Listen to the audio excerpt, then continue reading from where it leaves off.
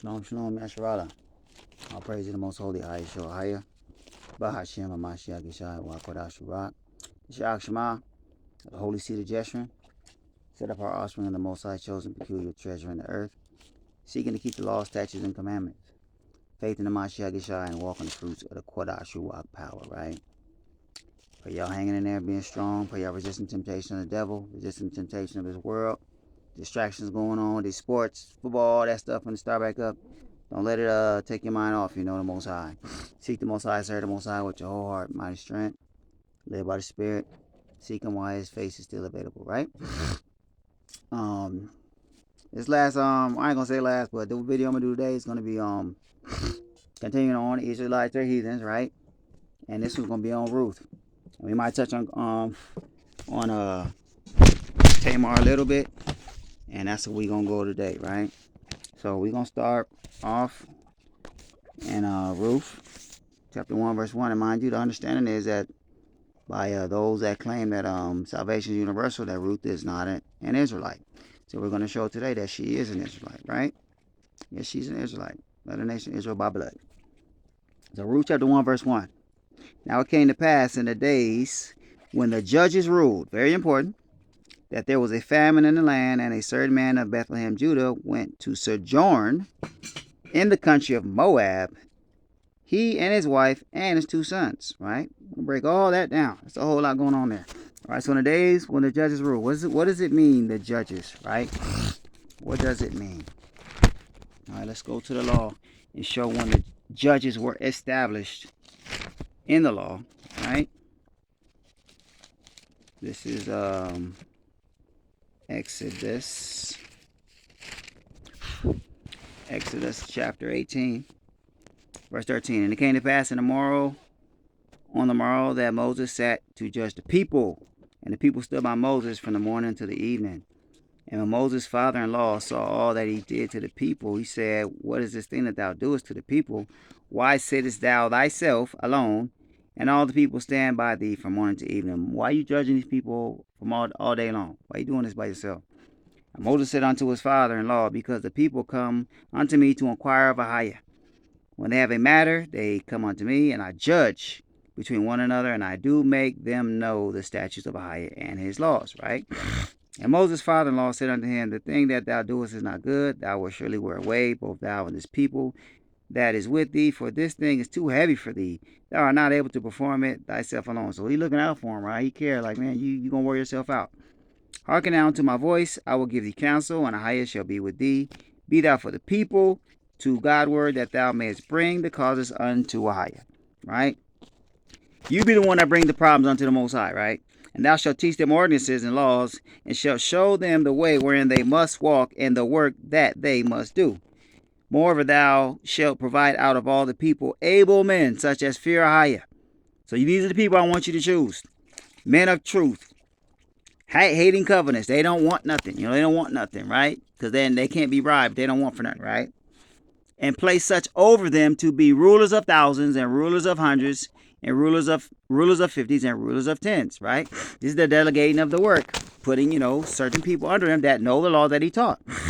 Verse 22, and let them judge the people at all seasons. And it shall be that every great matter, a matter that's so hard that they can't figure it out, every great matter they shall bring unto thee, but every small matter they shall judge, so shall it be easier for thyself, and they shall bear the burden with thee, right? If thou shalt do this thing, and Ahiah command thee so, then thou shalt be able to endure, and all these people shall also go to their place in peace, right? All these people ain't gonna sit before you all day long. They gonna be able to go home early because you got extra people helping you judge, right? So Ruth was written in the time of the judges, because when you read in the law, right? Let us read Exodus 22 and 28. Thou shalt not revel the gods, nor curse the ruler of thy people. What is this talking about? We'll get more understanding when we read up in Deuteronomy. All right, Deuteronomy 2 repeat, right? What is this saying again? It's going to repeat that law again. Give you a little more detail. This is Deuteronomy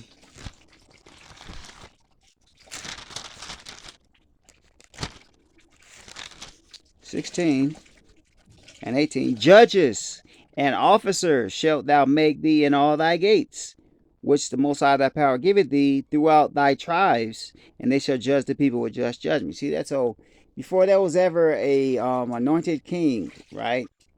When we came out of Egypt and went into the land, it was just judges ruling. Just according to how Moses had selected people, that people, men of truth, they were of the Levites who knew the law, and they would be set up in all the gates of every tribe to judge them with just judgment. And so this is what the law says. These are the ones that are going to judge everybody, judges and officers. And it says, verse 19, thou shalt not wrest judgment, thou shalt not respect persons. See, now you get in the context of that.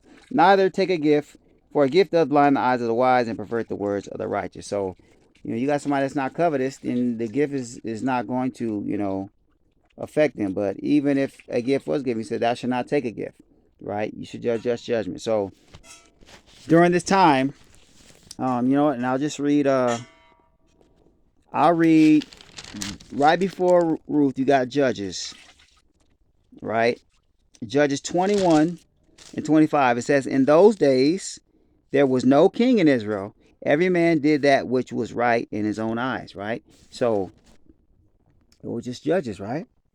Now, this book was written in that time frame. Why does that time frame matter? Because the land of Moab went through some turmoil where they got conquered a couple of times, right? Their land got conquered a couple of times. Now, when it says that, we'll read it again. Ruth 1:1. Now it came to pass in days when the judges ruled that there was a famine in the land, and a certain man of Bethlehem, Judah, went to sojourn. The only time we left out of our land when there was a famine is when the days of Abraham and the 70 souls. Abraham, Jacob and the 70 souls, right? Other than that, if it's a famine, we don't even leave our land, right? We might go to another tribe. We don't leave our land, right? So that's showing you right there. Why would we leave our nation and go to another nation to sojourn during a famine? We only did that one time, and when that happened in the law, it's because we did something wrong, so we just have to repent. And that will be why there was famine in the land, and the Most High will, forgive us and restore us, right? This happened in the days of Elijah as well, right? Now, let's read about sojourning, because that's the Israelite culture, to go sojourn in another of your brethren's tribe, right? This is Leviticus 25 and 35. And if thy brother, being thy brother, Israelite brother, be waxing poor and fallen into decay with thee, then thou shalt relieve him, yea, though he be a stranger or a sojourner, that he may live with thee. So the sojourner comes and lives with you, That's what it's called. He's sojourning when he comes to in your tribe. Now, let's get one more. So this is like our culture. This is Exodus chapter 12, verse 48. And when a stranger shall sojourn with thee, and will keep the Passover. So this is the Israelite coming to another tribe to keep the Passover, coming to Judah to keep the Passover. He's a stranger to your tribe. He's from Naphtali. He's from Asher. He's from Gad, right?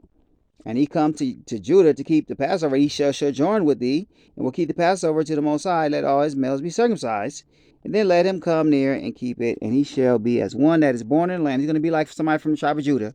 For no uncircumcised person shall eat thereof. So it's just showing you, a sojourner, that is a thing that Israelites do when it comes to going to another land because of a holy day, just to travel, or as you see right here, famine. You're going to see how this is Israel. So it says that, and a certain man of Bethlehem, Judah, went to sojourn in the country of Moab. Right now, another thing we got to bring out. Cities retain their same name even when they're conquered. Right, the name doesn't stay the same. Right. The name stays the same sometimes in Scripture, and I'm going to give some examples, right? Get some quick examples. This is Genesis 36. Genesis 36 and verse 8. Thus dwelt Esau in Mount Seir. Esau is Edom, right? So Esau is dealing in the land that's called Mount Seir, right? Now, who is Seir? Genesis 36 and 20. These are the sons of Seir, the Horite, that's a Canaanite, who inhabited the land. Lotan and Shobal and Zibeon and Anah. So, Esau's dwelling in a land that is inhabited by a man called Seir. And let's read what happened to the land. And then we can, start to understand that lands are still called after the names of their of the ones who founded it, even though when they're conquered and belong to someone else. All right? Let's see. Let's get let's go to Deuteronomy. All right? Let's see. Deuteronomy chapter 2 and verse 4. And command thou the people, saying, Ye are to pass through the coast of your brethren, the children of Esau, which dwell in Seir, and they shall be afraid of you. Take ye good heed unto yourself, therefore, meddle not with them. Don't mess with them, don't fight them. For I will not give you of their land, no, not so much as a footbreadth, because I have given Mount Seir unto Esau for a possession. See that? And so, even though Esau's living there, and Esau is Edom, Edomites live there, it's still referred to scripturally as Mount Seir. Then let's get a little more. Verse 8. And when we pass by from our brethren the children of Esau, which dwell in Seir, through the way of the plain of Elath and from Ezion Gaber, we turned and passed by the way of the wilderness of Moab. And the Most High said unto me, Distress not the Moabites, neither contend with them in battle, for I will not give thee of their land for a possession, because I have given Ar unto the children of Lot for a possession. So this is, first we passed by Edom, then we passed by Moab, and we couldn't mess with them, couldn't fight them. That's key, right? Because in war, what happens? You conquer a nation and you kill the strong men, and you take the women that are not known a man as captives, right? So if you're reading here, we did not touch the Moabites, right? Let's go a little further. Jump down to verse 12. The Horites also dwelt in Seir. This is the Horites. Before time, but the children of Esau succeeded them when they had destroyed them from before them, and dwelt in their stead, as Israel did unto the land of his possession, which the Most High gave unto them. So this is telling you, and the Edomites killed all. First they lived with them. Esau had a concubine, Timnah. Well, that was a Horite, and that's who Amalek came from, right? But after it says they destroyed all of them, the land is still being called Mount Seir. Now, let's look through the scripture and see how this land, even though it's Edom land, is still being called Seir. Even though Edom is still being called Seir, right? Let's get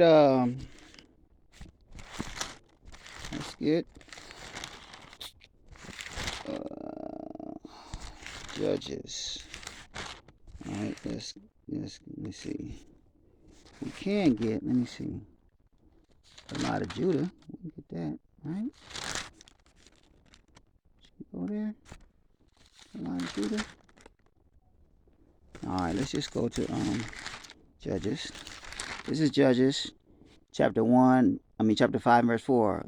Ahiah, when thou wentest out of Seir, when thou marchest out of the field of Edom, the earth trembled, and the heavens dropped, and the clouds also drop water, right? So this is showing you, in case y'all don't know, I got a lesson on it. Mount Sinai, Mount Horeb, is in the Seir Mountains. And so it's telling you that the Most High went this out of Seir, right? This is Mount Seir. Let's get another one. And further down, it was another one I had. I couldn't find it, y'all. Or I just ain't taking the time, but we just go to this one in Ezekiel, right? This one in Ezekiel still refers to Mount Seir, even though Edom's in it, way this far up in the Bible, still referring to it as Mount Seir, right? This is Ezekiel chapter 25 and verse,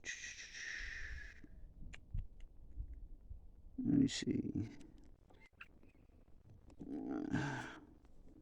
verse 8. Thus saith the higher power, because that Moab and Seir do say, Behold, the house of Judah is like unto all the heathen.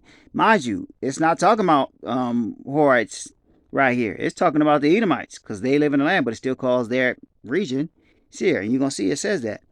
Verse 9, therefore, behold, I will open the side of Moab from his cities which are on his frontiers, the glory of the country Beth Jeshimon, Baalmeon, and Kiriathim, and the men of the east with the Ammonites, and will give them in possession, that the Ammonites may not be remembered among the nations. And I will execute judgment upon Moab, and they shall know that I am the Most High. Right? Hold on. And thus said the Most High Power, because that Edom had dwelt against the house of Judah by taking vengeance, had greatly offended, and avenged himself upon them. Therefore, thus said the High Power, I will stretch out my hand against Edom, who is Esau, and will cut off man and beast from it, and will make it desolate from Tema, and they of the land shall fall by the sword. Right? Get one more. Get one more. All right. This is Ezekiel 35. Moreover, the word of the Most High came to me, saying, Son of man, set thy face against Mount Seir and prophesy against it. All right. Talking about Edom again. We just jump to the last verse so you can show that it's calling them directly, Edom. This is Ezekiel 35:15. As thou didst rejoice at the inheritance of the house of Israel, because it was desolate. So they always rejoice when we getting checked, getting corrected by the Most High. So will I do unto thee. Thou shalt be desolate, O Mount Seir, and all Idumea. Idumea is the Greek way you say Edom. Even all of it, and they shall know that I am the Most High. So as you're reading, and there's other places too, where Mount Seir is still called Mount Seir, even after it was conquered by the Edomites and inhabited by the Edomites for all this time after, thousands of years after. We know now that scripturally a land can be called after its original inhabitant, but other people still living there. And that's what we're going to read right now. We're going to read what happened in the quote-unquote country, right? Country of Moab, right? And it's a lot of references to this, you guys. But you just got to, just go through it and read it, I'll read one more about Edom, right? This is Joshua chapter 24:4. And I gave unto Isaac, Jacob, and Esau. And I gave unto Esau Mount Seir to possess it. But Jacob and his children went down into Egypt, right? We're just going to get back over to read Ruth 1:1. Just stay on task. What we bringing out? Ruth 1:1. Now it came to pass in the days when the judges ruled, we broke that down, that there was a famine in the land, and a certain man of Bethlehem, Judah, went to sojourn in the country of Moab, he and his wife. And the name of the man was Elimelech, and the name of his wife was Naomi, and the name of his two sons was Mahlon and Chilion, Ephratites of Bethlehem, Judah. And they came into the country of Moab and continued there. So let's look at the country of Moab, right? And let's go through the history of what happened there. Right?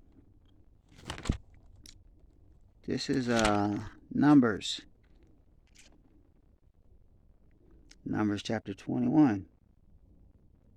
And we'll start at verse 14. Right? Whereas it is said in the book of the wars of the Most High, right? What he did in the Red Sea and in the brooks of Arnon. Mind you, Arnon is the dividing river of the original country of Moab. It's the river that divides the country in two.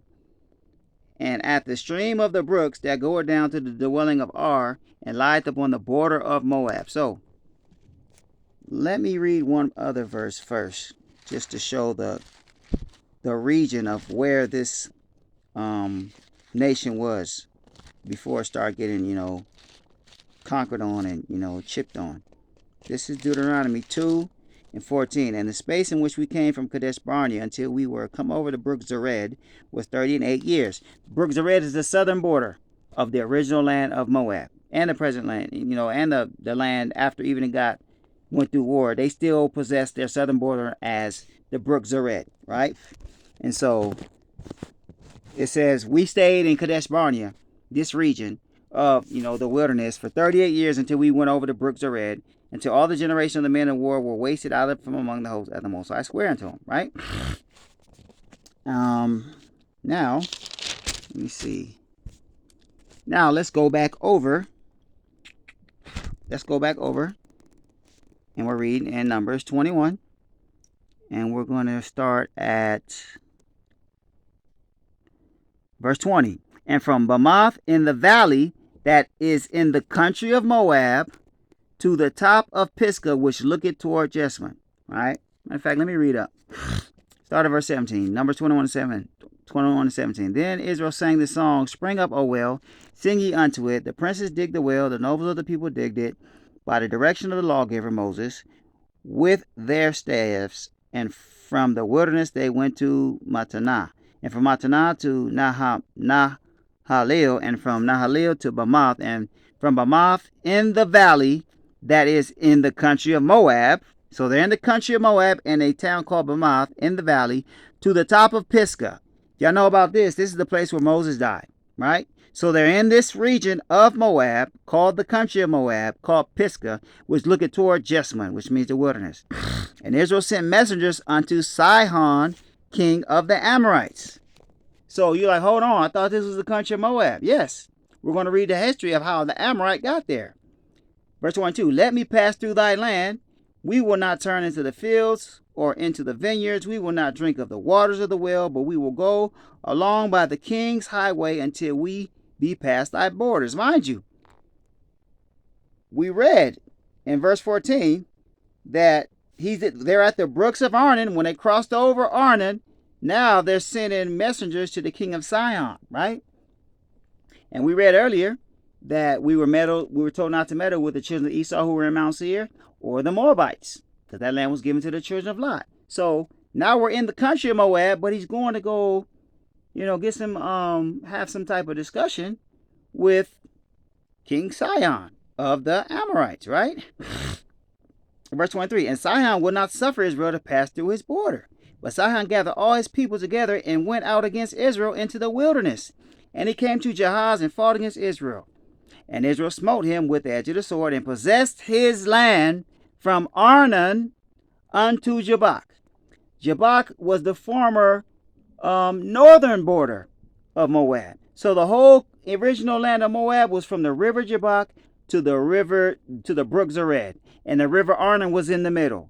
So it said when we crossed over Arnon, we possessed all of the land from Arnon to Jabbok, right? But at this point, that land is inhabited and possessed by King Sihon, king of the Amorites, right?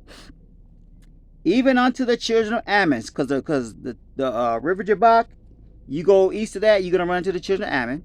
For the border of the children of Ammon was strong. And Israel took all these cities, and Israel dwelt in all the cities of the Amorites, not the Moabites, in Heshbon. If you know Heshbon, that's one of the most popular Moabite ancient cities, and in all the villages thereof.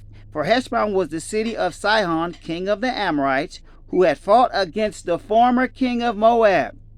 So it's telling you that Heshbon was the city of Sihon, the king of the Amorites. This is where he set his reign from, who had fought against the former king of Moab and taken all his land out of his hand, even unto Arnon.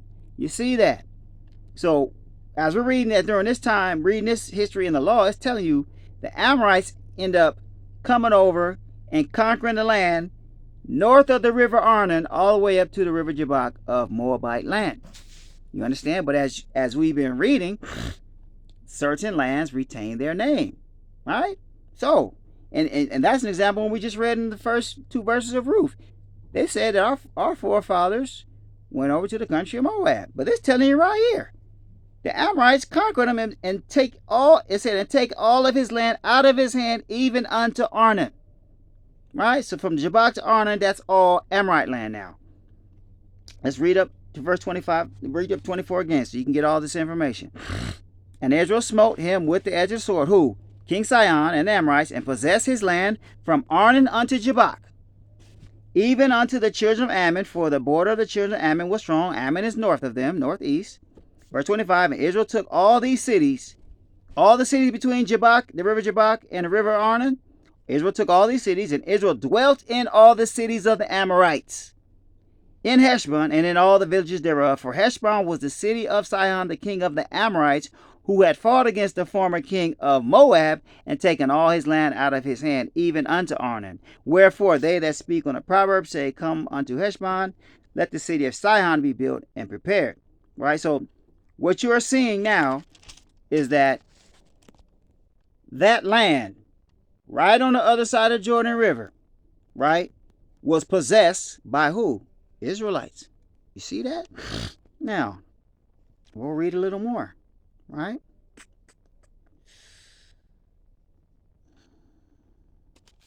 Let's read a little more.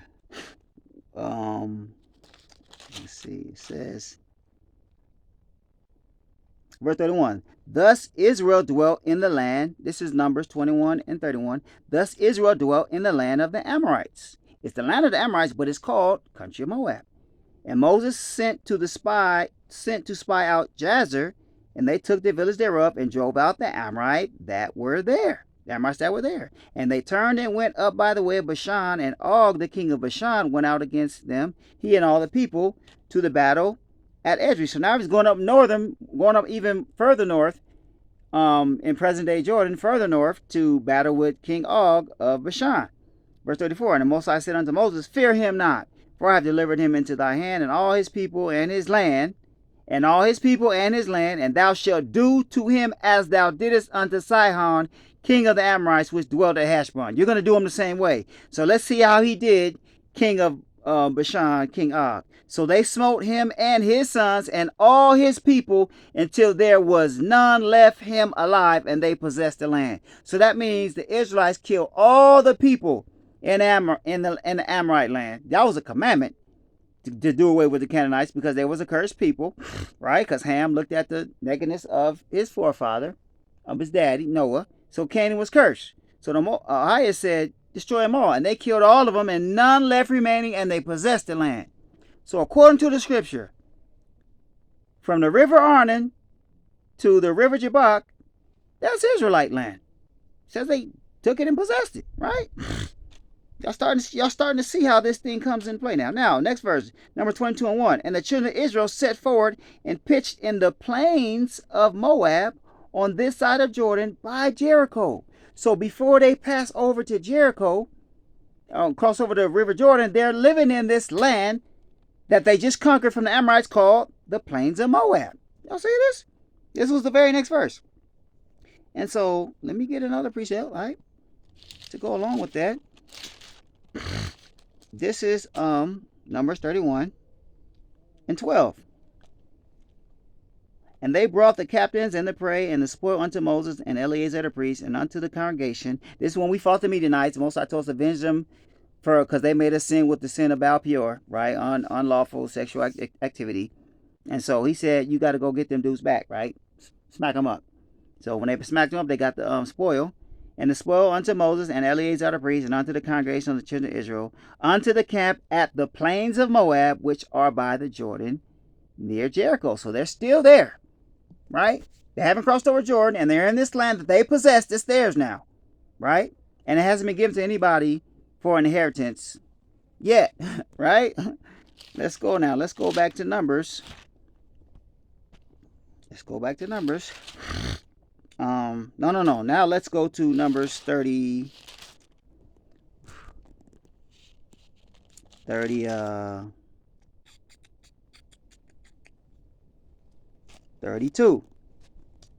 This is number 32 and 1. Now the children of Reuben and the children of Gad had a very great multitude of cattle, right? Bullocks, right?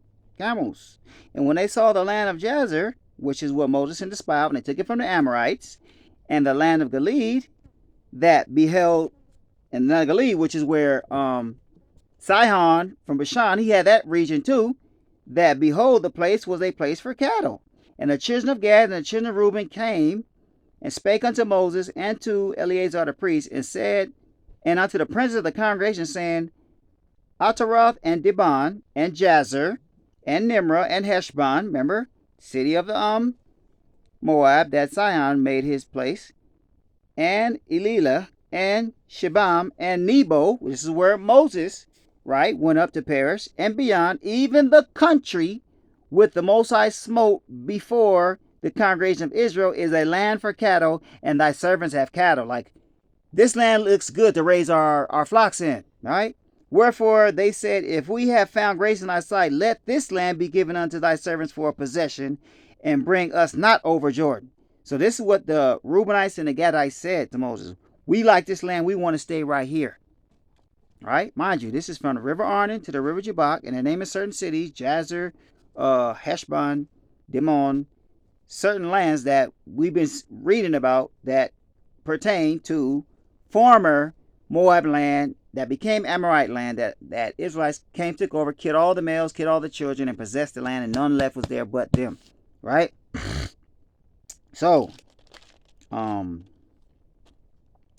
they sued for that land. Now, let's look at something else that happened, right? This is Numbers chapter 35. Where's that? No. Yeah. Numbers 35. No, let's skip that and let's go up to it. Let's see. Let's go up to, here we go, right here. Okay. This is Deuteronomy. Let's see.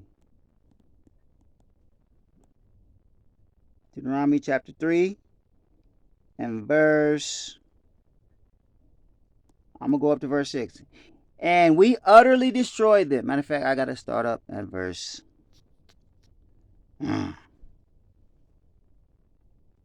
I will just read verse 6. And we utterly destroyed them, as we did unto Sihon, king of Heshbon, utterly destroying the men, women, and children of every city. This is what they're saying they did to the king Og. But all the cattle and the spoil of the cities we took for a prey to ourselves, and we took at that time out of the hand of the two kings of the Amorites, and the land was on this side of Jordan, from the river Arnon unto Mount Hermon, which Hermon the Sidons call Sirion, and Amorites call it Shinir. So it's giving you the location. Same thing we already went over.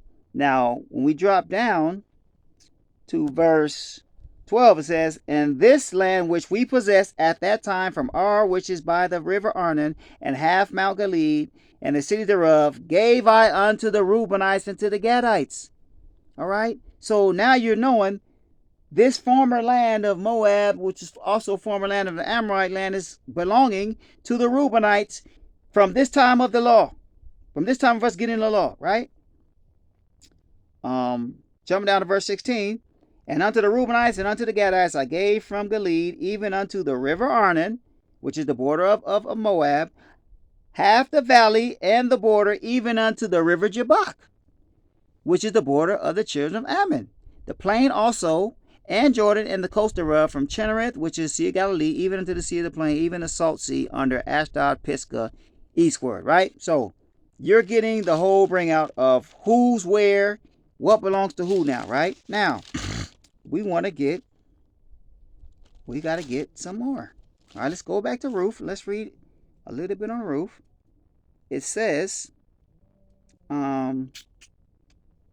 got to go to Joshua. Let's go to Joshua and let's get it specifically. That shows, here it is, Joshua 13 and verse 7. Mind you, Moses told children of Israel to sever 3 cities of refuge on the east side of Jordan. They had 3 in the west side of Jordan in Israel. And you got 3 on the east side of Jordan. So this is Joshua 13:7. Now therefore divide this land for an inheritance unto the 9 tribes and a half tribe of Manasseh. This is on the east side, the west side of Jordan. Now, verse 8, and with whom the Reubenites and the Gadites have received their inheritance, which Moses gave unto them, beyond Jordan eastward, even as Moses, the servant of the Most High, gave them. So it's telling you, just like they got the 9.5 tribes divided the land on the east, on the west side, on the east side, the 2.5 tribes, which is Gad, Reuben, and a half tribe of Manasseh, got their inheritance on the east side, right?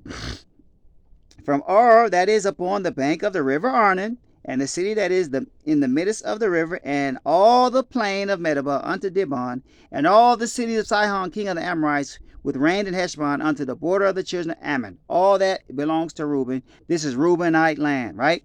Now, let's go up a little more. Joshua, we're going to read a couple times. Joshua 13 and 21. And all the cities of the plain, and all the kingdom of Sihon, king of the Amorites, which reigned in Heshbon, whom Moses smote with the princes of Medan and Evi and Rechem and Zur and Hur and Ribah, which were dukes of Sihon, dwelling in the country. right? Remember they went to the country of Moab, right? Now, let's drop down to verse 23. And the border of the children of Reuben was Jordan, and the border thereof. This was the inheritance of the children of Reuben after their families, the cities and villages thereof. So, let me see. So it's telling you this is the inherited land of a tribe of Israel. Jumping up to, and it tells you the cities. Now jumping over to verse 32 says, these are the countries which Moses did distribute for inheritance in the plains of Moab on the other side of Jordan by Jericho eastward, right? I hope y'all getting this, man. And y'all seeing clearly who's in this land now, right? We'll get one more in Joshua, and then we're going to read a little more. This is to bring out of the city of refuge, right? This is Joshua chapter 20 and verse 7. And they appointed Kadesh in Galilee, in Mount Naphtali, and Shechem in Mount Ephraim, and Kiriath Arba, which is Hebron, in the Mount of Judah. Those are the three cities of refuge on the west side of the Jordan River. So on the east side, it says, and verse 8, and on the other side Jordan by Jericho eastward, they assigned Bezer in the wilderness upon the plain out of the tribe of Reuben. You see that? So now you're seeing where the plain is of Moab, the country of Moab. There is a Israelite territory there because a city of refuge is put in that city, and it's called called Bezer in the wilderness upon the plain out of the tribe of Reuben. You see that? So now we're seeing clearly that there's an Israelite territory for Naomi's husband and her two sons to go sojourning during the famine in Moab, right? In Moab, mind you. We can't, matter of fact, let me see. Let me make sure I'm touching everything I want to touch before we start explaining this a little further. Okay. Because I think we set the table pretty good. That should line up everything pretty solid, right? Okay. Okay, so let's go to yeah, I think that we set that all up pretty good. Go to the Most High. Ain't really nothing else really to speak on that. So now we go back to Ruth. Right? And we see that Reubenites are living there during the time of the judges. We see that. We just proved that. Right? And so when it says what we got to deal with next is Ruth chapter 1 verse 16. And Ruth said, entreat me not to leave thee, because Naomi's husband died, her two sons died, but her sons had married, one married Ruth and the other one married another lady. Matter of fact, let's read that. Okay. This is Ruth chapter 1 verse 3. And Elimelech, Naomi's husband, died, and she was left and her two sons, and they took them wives of the woman of Moab.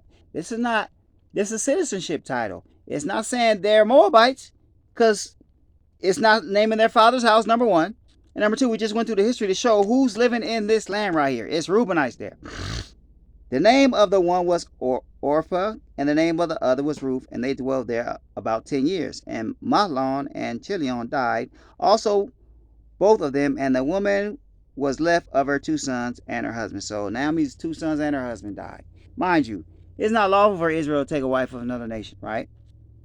For them to take these two women as wives, Orpah and Ruth, Israel would have to been going over there in that land. That land would have to been actual Moabite land. We had to have conquered them and take them as captive slaves, which we read last video. I think in Exodus 21 we read that. If you see a beautiful woman, and I think Deuteronomy 21, see a beautiful woman among the captives, that'll be the only way they would be able to take them as wives. Otherwise, these are Israelites.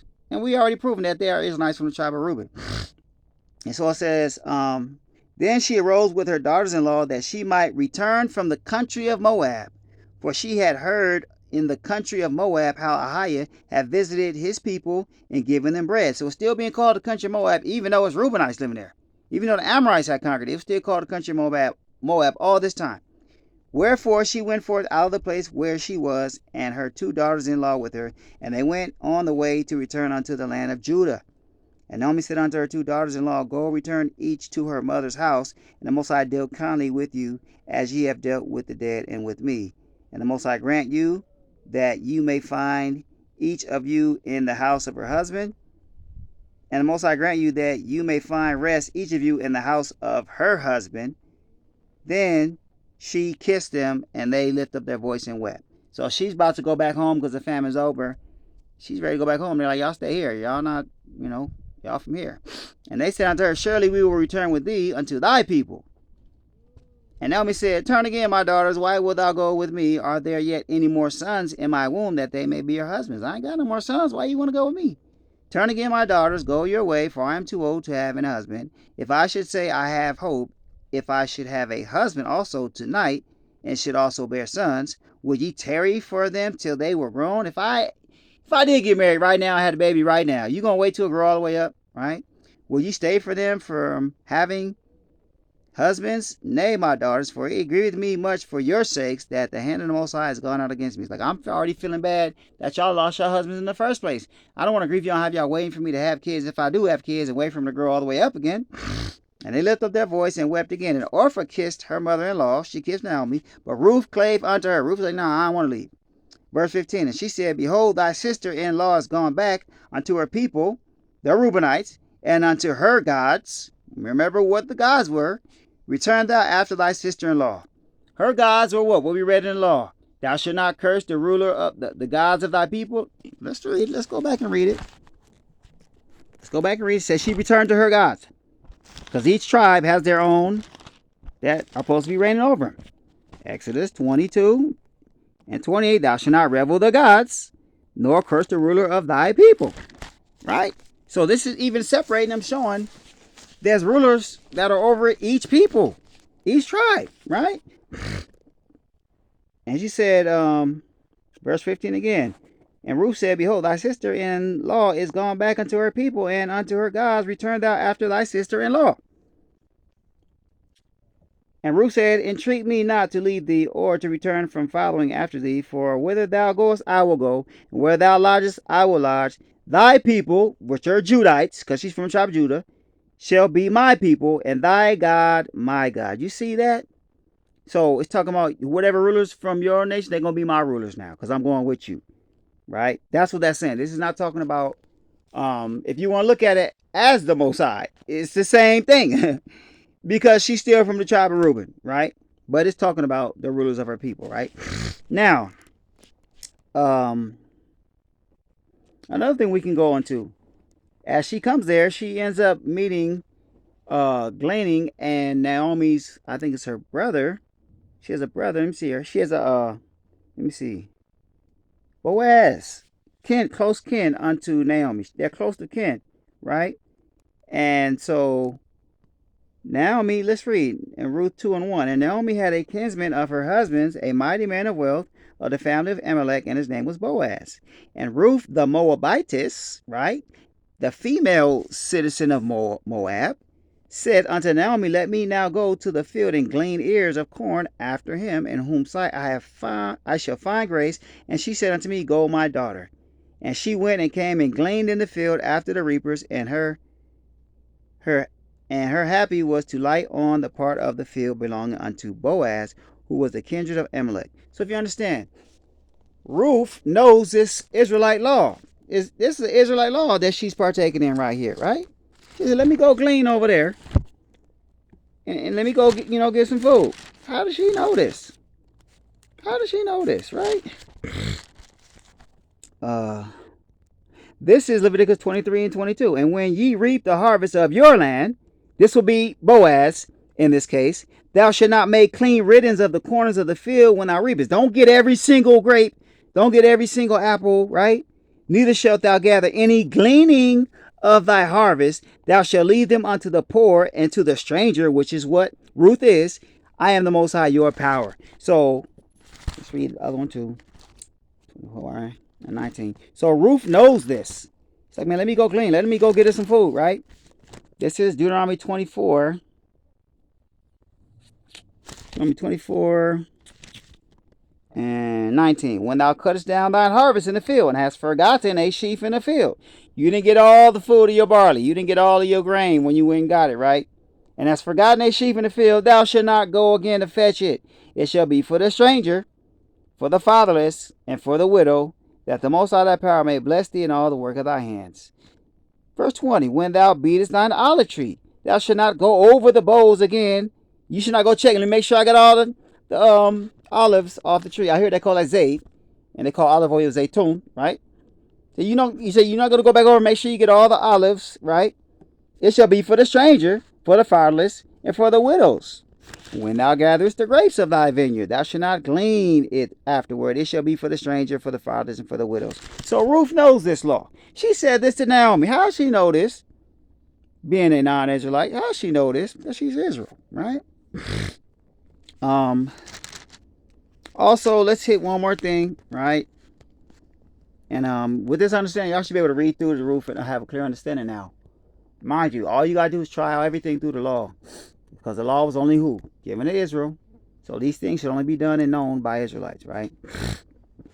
This is Boaz calling his kinsman because he has to bring out the manner of redemption, right? This is Ruth chapter 4, and verse 3 says, And he said unto his kinsman Naomi, that is come back out of the country of Moab, selleth a parcel of land, which was our brother Elimelech. So she wants to sell some of the land, right?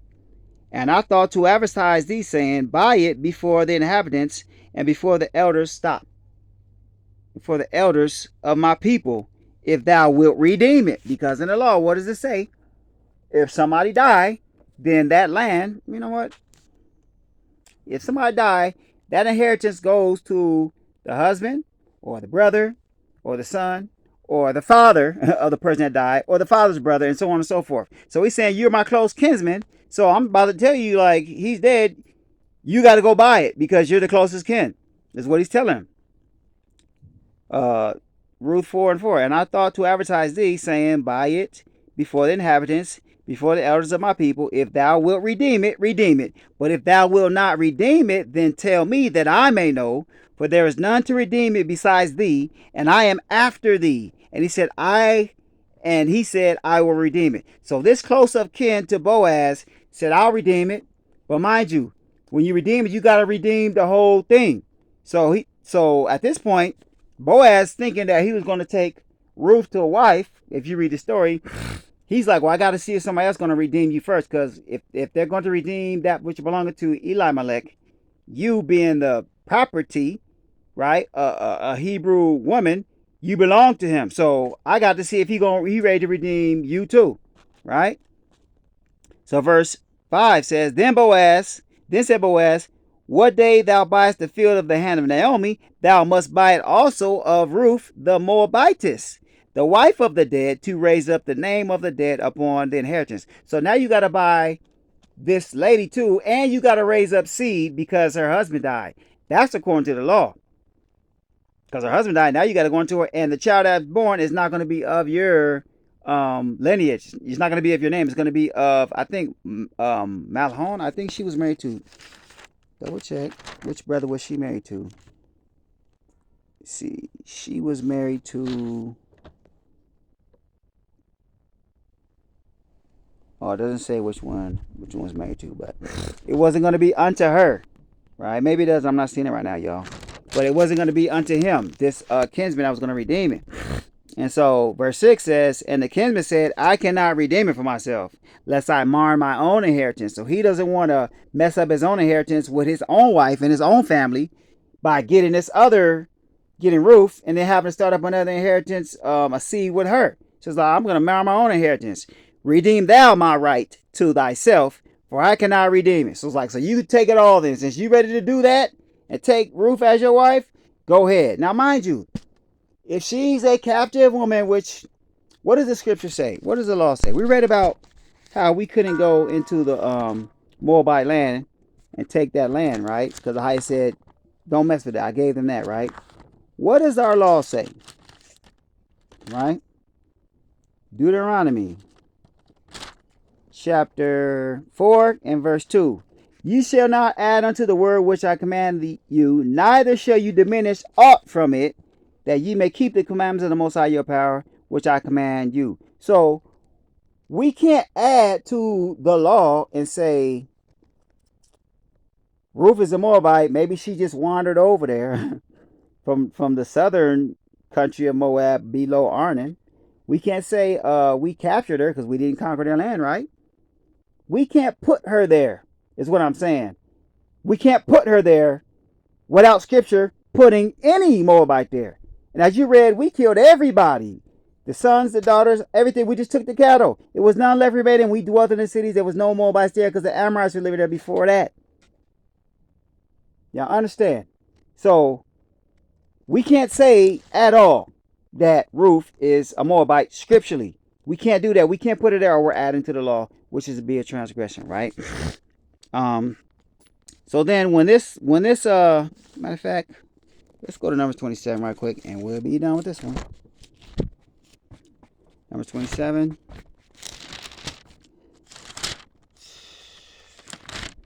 And this is what we're reading about what's going on here, right? Numbers 27 and 7. The daughters of Zelophehad speak right. Thou shalt surely give them a possession of an inheritance among their fathers' brethren, and thou shalt cause the inheritance of their fathers to pass unto them. So the inheritance of Elimelech passed on to Naomi, and that's what she was selling. And thou shalt speak unto the children of Israel, saying, if a man die and have no son, because his 2 sons died, then ye shall cause his inheritance to pass unto his daughter.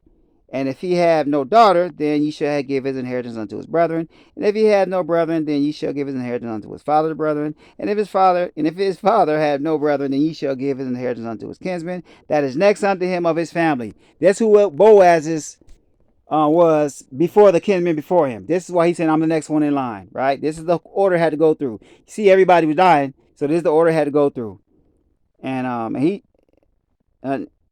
And if his father have no brethren, then ye shall give his inheritance unto his kinsman that is next to him of his family. He shall possess it, and it shall be unto the children of Israel as a statute of judgment, as the Most High commanded Moses. You see that? So that was going on with why Boaz performed a lawful thing with Naomi and Ruth. If Ruth is not of the nation of Israel, you don't have to redeem a concubine. There is no redeeming of a concubine. She's supposed to go off free. She's a slave. She got humbled. She's supposed to go off free. That's how that goes. So for him to have to buy and redeem Ruth, that means she's an Israelite as well. All right. One more thing. Deuteronomy. So Boaz calls. He's going to redeem her to herself, right? Verse Ruth 4 and 7. Now this is the manner of former time in Israel, Israelite culture, concerning redeeming and concerning changing, for to confirm all things. A man plucked off his shoe and gave it to his neighbor, and this was the testimony of Israel. That's why I got to do a shoe, because that time we were sitting down talking, and you said you didn't want to redeem, and boy said I redeem her. This is the witness, because I was there. I got his shoe, right?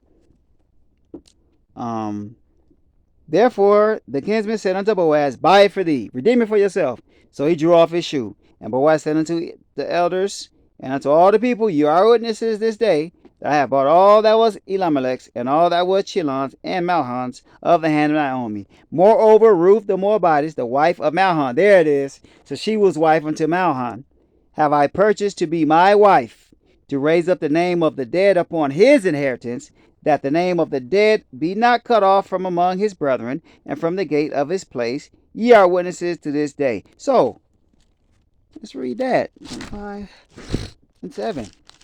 Deuteronomy 25 and 7. This is a lawful thing. He's not just taking her because he like her, he want to be with her. He has to do this. And this is what the other near kinsman had to do, but he didn't want to do it. Right? So this is why Boaz got to do it.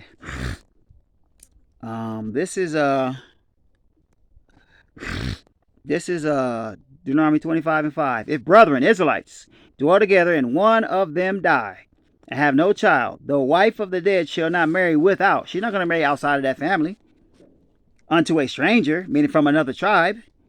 Her husband's brother shall go in unto her, and take her to him to wife, and perform the duty of an husband's brother unto her. And it shall be that the firstborn which she bears shall succeed in the name of his brother which is dead. So, Boaz knows I'm raising up seed for the brother, the man Malon. He's raising up seed for him. It's not going to be for seed for him that Malhan's name be not blotted out from under Israel, right? That his name be not put out from Israel. And if the man like not to take his brother's wife, then let his brother's wife go up to the gate unto the elders and say, my husband's brother refuses to raise up unto his brother a name in Israel. He will not perform the duty of my husband's brother. So mind you, these are all close of kin. This is already way past down the line. Then the elders of the city shall call him and speak unto him, and if he stand to it and say, I like not to take her, then shall his brother's wife come unto him in the presence of the elders and loose his shoe from off his foot, and spit in his face, and shall answer and say, so shall it be done unto the man that will not build up his brother's house, and his name shall be called in Israel the house of him that had his shoe loose, right? So that's the understanding, right? All these things that happened were lawful things in Israel, but the most important thing is to know that that land was ancient Reubenite land that was conquered by Israel at the hand of Moses, and that's also, the place where Moses had died, Pisgah, which is the inherited land we got from the conquered land we got from the Amorites. That land was Reubenite. So what are we saying? That Orpha and Ruth were Reubenites from the tribe of Reuben. And that's why they were able to be married by Israelite men from Judah. That's why they were Ruth wanted to come back and say, your gods are my gods, your rulers are my rulers, your Levitical judges and priests are my Levitical judges and priests.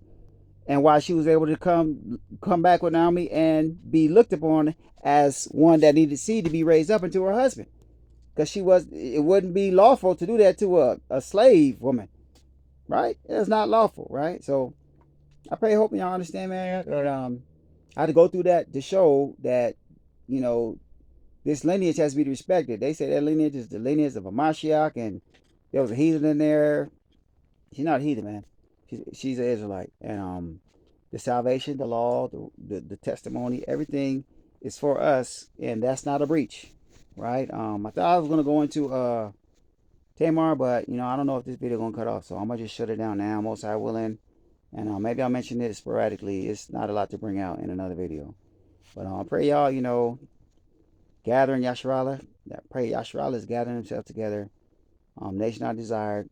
And loving your brethren, not hating your brethren, praying for one another, exhort one another, being an iron to your brother, sharpen your brother, man. We in the last days, y'all. Right? Things about to jump off. I heard about Iran, right? About to start busting on Israel, That happens, just know, Big Bully, USA ain't gonna stand by much longer. Just letting y'all know, they're not gonna just stand there, right? So there's gonna be an interaction between Iran and the United States soon, according to the word. Thus says Scripture, right? So all praise to the Most Holy, Ahaya Shua, Ahaya Bahashim Yeshai. Pray you edify. Pray y'all got this truth. Don't be deceived in these last days, man. Hold fast to the truth. Fast, afflict your soul. Draw nigh to the Most High, man, and He gonna draw nigh into you, right? Shalom.